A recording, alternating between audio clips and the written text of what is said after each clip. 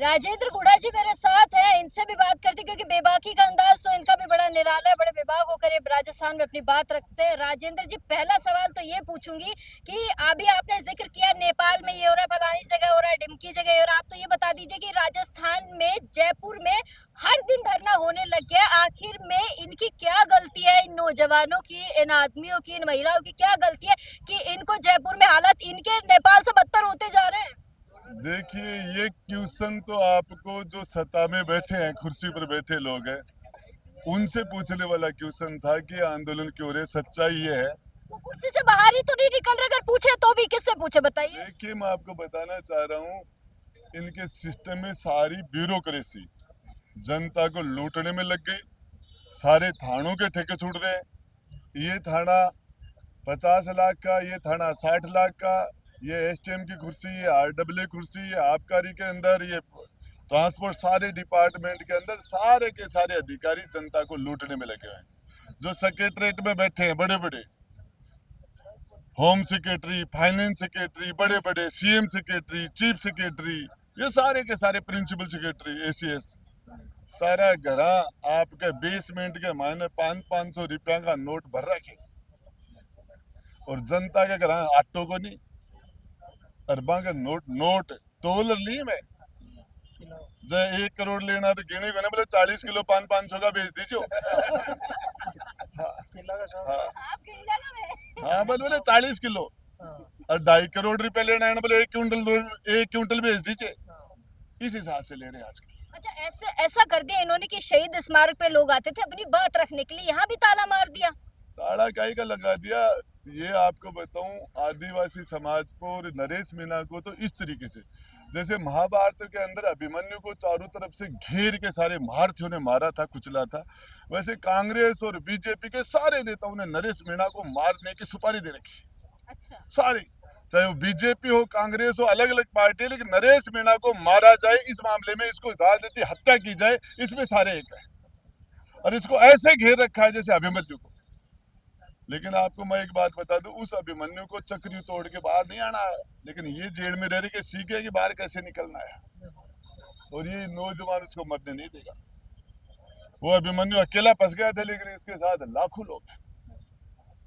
अभी मैं बात कर रही थी नरेश जी से, तो उन्होंने कहा कि 8 महीने की जेल तो मुझे भजन लाल जी ने करवा दी, फिर मुझे वसुंधरा राजे जी ने पहुंचा दिया, अब तीसरा कौन तैयार हो रहा है इनके लिए? ओम बिरलो है। अभी को नंबर है, हमको तो एक नंबर आओगे, ये भाई मर जाएगा। ये 7 बच्चों की मौत हो जाती है, सरकार के बड़े मंत्री जिन्हें हम राजा का दर्जा देते हैं, भजन लाल जी, वो नहीं पहुंच पाए, क्या व्यस्तता रही होगी? भजन लाल जी चले जाते, 2 आंसू डाल के 5 बकरी पकड़ा लेते तो हम पकड़ लेते, लेकिन उन्होंने गए नहीं, 5 बकरी बेच दी। ये बड़ी चिंता की बात हो गई। ये आदिवासी के स्वाभिमान को चैलेंज किया, उसने आदिवासी के स्वाभिमान को ललकारने का काम किया। उसने कहा तुम्हारी औकात बकरियों जैसी है। ये जो करने का काम किया, इसका जवाब आदिवासी देगा कि इस आदिवासी समाज की औकात बकरी जैसी नहीं है। ये कुर्सी पर बैठाना जानता है तो कुर्सी को नीचे उतारना भी जानता है। ये बकरियां अब आप उनको वापस देने जाएंगे? जाएंगे। अच्छा, उनका इनके नाम भी रखे हैं क्या कुछ? अब नाम तो बता दीजिए अगर नाम रखे हैं तो। मैं बताऊं आपको, नाम बकरियां उनकी तरफ से आई है, तो नाम भी उनसे पूछना पड़ेगा कि अब हम तो वहाँ भी करो लो। पुराना नाम क्या है, वो हम नए नाम थोड़ी, हम थोड़ी। बकरी उन्होंने दिए तो उनसे पूछेंगे भाई क्या नाम है इस बकरी का, तुम तुम्हारे बकरियां वापस। क्या लगता है इस पूरे मामले पर भजन लाल जी बात करने को तैयार होंगे नरेश मीणा से? भजन लाल जी को होना चाहिए, होना चाहिए। मैं जहां तक समझता हूँ, क्या मजबूरी है, क्या कारण रहा, कई तरह की बातें आई कि वसुंधरा ने जाने नहीं दिया, लेकिन जिम्मेदार वसुंधरा नहीं है। सरकार में जवाबदेही मुख्यमंत्री की होती है, जवाब चीफ मिनिस्टर को देना पड़ता है। मुख्यमंत्री को, पूर्व मुख्यमंत्री का जवाब नहीं बनता। रिस्पॉन्सिबिलिटी वर्तमान चीफ मिनिस्टर की है, उनको जाना चाहिए था। अच्छा, मुझे गुड़ा साहब एक बात और बताइए कि इन दिनों जो है हमारे शिक्षा मंत्री मदन दिलावर जी बहुत सक्रिय हैं। मैं उनके ग्रुप में देखती हूँ कि हर दिन कुछ ना कुछ यहाँ गए सो स्कूल में गए सो स्कूल में गए, वहाँ औचक निरीक्षण किया, यहाँ क्या क्या ये निरीक्षण पहले नहीं होना चाहिए था? 7 बच्चों की मौतें नहीं होती, 7 तो चलिए मैंने ये बच्चे हमें पता है इसलिए बता रहे हैं, न जाने कितने ऐसे हादसे हुए होंगे जहाँ काफी सारी जानें गई है। हमारे मदन जी दिलावर सक्रिय रहे, ज्यादा सक्रिय है वो। जिस दिन बच्चे मरे उसके दूसरे दिन स्वागत करा रहे, माड़ा माड़ा पहन पान के डांस वांस में, अच्छा स्वागत है, खूब स्वागत। वहीं उसी जगह वहीं के मदन लाल दिलावर जी हाड़ौती से आते हैं, ओम बिरला जी लोकसभा स्पीकर वहीं से आते हैं, वसुंधरा जी भी वहीं से आती हैं, और उन्होंने मिलकर उस क्षेत्र में क्या कर रखा है, क्या कर रखा है, आप सोच नहीं सकते। उस जगह आपको बताऊं, गरीब समाज के लोगों को थानों से इतना भय, आम जनता में इतना भय बैठा रखा है पुलिस का, आप सोच नहीं सकते। मैं वहां गया हूँ, मैंने देखा है, लोगों के चेहरे पर देखा है। अभी लोगों को भयभीत करके रोक रहे हैं, कब तक रोकेंगे? जात और समाज के नाम पे राजनीति। देखिए कब ये ज्यादा चलने वाला मामला नहीं है। नरेंद्र मोदी जी के नाम से ये वोट लेने की बात कर रहे हैं, ये सोच रहे हैं वोट तो मोदी जी के नाम से पड़ जाएगा, अपने तो नोट इकट्ठे करो, उसमें लग रहे हैं।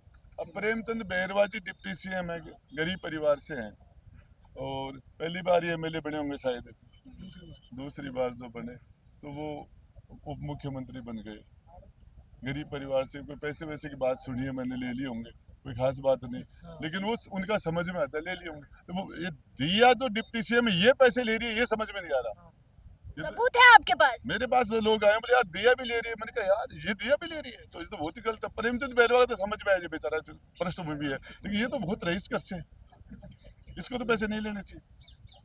मतलब सबूत आपने छुपा के रखे हैं, आपके भी पिटारे में किसी ने खुलने वाले हैं, जैसे कि रोड़ी लाल जी ने खोले थे एक बार। नहीं, ये तो सारे के सारे लग रहे हैं पूरे के बड़े। बेचारा महेश जोशी का क्या गलती थी, एक आदमी को जेल में डाल दिया, उस सरकार में मैं भी था। हमारे तो 90% मंत्री जेल में जाने चाहिए, सारे चोरी कर रहे थे हम तो। हमारे सारे लग रहे थे। ये आप भी एक्सेप्ट कर रहे हैं कि हम भी चोरी कर। मैं तो विधानसभा में कहा कि यहाँ दूध का दूल्हा कोई नहीं है, ये सारा का सारा भ्रष्टाचार खत्म करना तो ऊपर से करो, ये सारे के सारे पैसे लेते हैं। मैंने तो ये सारे आईएएस और आईपीएस के लिए भी गाइए बैठे सामने, मैंने कहा था बेचारे नेता तो 5 साल में चुनाव में थोड़ी बहुत आउट गोइंग करते हैं, इन अफसरों के पास तो इनकमिंग आउट गोइंग परमानेंट का सीन है। कहा था मैंने, तो हाउस में कहा था। आपको बताऊं, ईमानदार आदमी एक था, भरत सिंह कुंदनपुर, पूरी विधानसभा, जो आज वेंटिलेटर पर ईमानदारी से लड़ता लड़ता, बेईमानों से भ्रष्टाचार से लड़ता लड़ता आज कहाँ पहुंच गया, किसने पहुंचा दिया? एक ही आदमी ईमानदार था, मैं दावे से कह रहा हूँ। उसके अलावा विधानसभा में ईमानदारी तो वेंटिलेटर पर चली गई राजस्थान की, मेरे हिसाब से भी ईमानदार कोई नहीं है। चलिए, बहुत शुक्रिया गुड़ा साहब।